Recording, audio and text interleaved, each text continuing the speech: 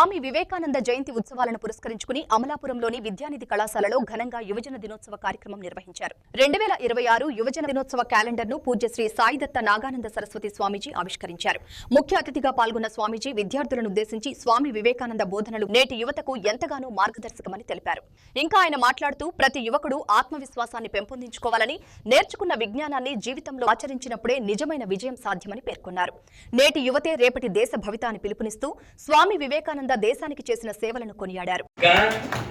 మంచి ముత్యాల పాపం ఎక్కడైనా తప్పిపోయేమో విద్యానిధి స్కూల్కి కాలేజీకి రాకుండా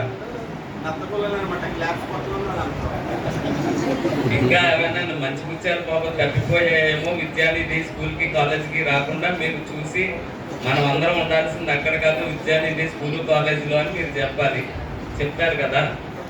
ఇప్పుడు ఎప్పుడు ఎవరు చెప్పనటువంటి కొన్ని విషయాలు మీకు చెప్తారు. ఇందులో ఎక్కడా మత ప్రస్తావన ఉండదు. మనం ఎలా తయారు చేసుకోవాలి, వివేకానంద లాంటి ఒక మహానుభావుడు ఆయన తనని తాను ఎలా తయారు చేసుకున్నారు.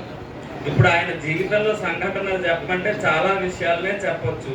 చాలా రకాలుగా మీరు విని ఉండవచ్చు కూడా, విని ఉంటారనే భావిస్తున్నాను నేను. లేకపోయినట్లయితే ఒకసారి ఆ స్వామివారి జీవిత చరిత్రని మీరు కూడా చదవడానికి ప్రయత్నం చేయండి. అన్నింటికంటే ముందు చేయాల్సినటువంటి పని మనం చదవగలగటం.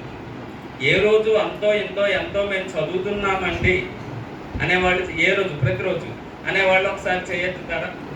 ప్రారంభించడానికి ఒక గొప్ప అవకాశం.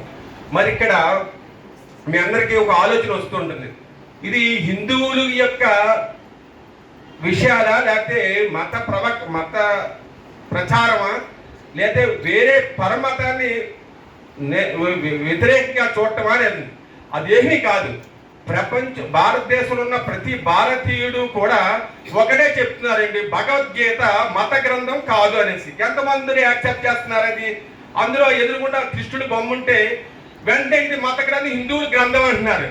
ఈవేళ ఎంటైర్ ప్రపంచం అంతా కూడా దాన్ని ప్రమాణికంగా చేసుకునే అడ్మినిస్ట్రేషన్ జరుగుతుంది ఇక్కడ. మరి అందులో ఈవేళ వివేకానంద గురించి మనం మాట్లాడటం దేనికోసం అని అంటే, మీరంతా యువకులు, మంచి వివేకానంద యువశక్తి ఎక్కడుంటే అక్కడ ప్రపంచం వస్తుంది అంటాడు. ఏ విధమైన ప్రపంచం అది?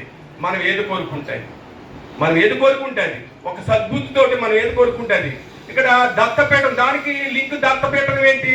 ఇప్పుడు అంతా మీరు విద్యార్థులు, మీరు మంచి మార్కులు రావాలి, మంచి భవిష్యత్తులో మంచిగా చదువుకుని ఆ యొక్క ప్రమాణాలను బట్టి మంచి శాలరీలో ఫిక్స్ అవ్వాలంటే మీకు ఏం కావాలి? మేధస్సు కావాలి, ఇంటెలిజెన్సీ కావాలి. దానికి దత్తుడు దత్తాత్రేయుడు మేధస్సుకి, దత్తాత్రేయుని పూజిస్తే మనకి జ్ఞానం బాగా పెరుగుతుంది. ఏ విధమైన జ్ఞానం? మనం ఏదనుకుంటున్నామో వేరే వక్రీకరించకుండా దాని మీద గట్టా కూర్చుతుంది. విద్యార్థి దశలో అది ఉండవలసింది. అది విద్యార్థి 18 ఇయర్స్ దాటిందంటే మంచి ఆలోచనలు, మంచి ఏదైనా చేతికి ముందుకు దూకేసే ఆ యొక్క వయసుని మనం దేని మీద పంపించాలి అని అంటే, తల్లిదండ్రులు, ఉపాధ్యాయులు మన నుంచి ఏ ఆశిస్తున్నారు అది ముందు కంప్లీట్ చేద్దాం.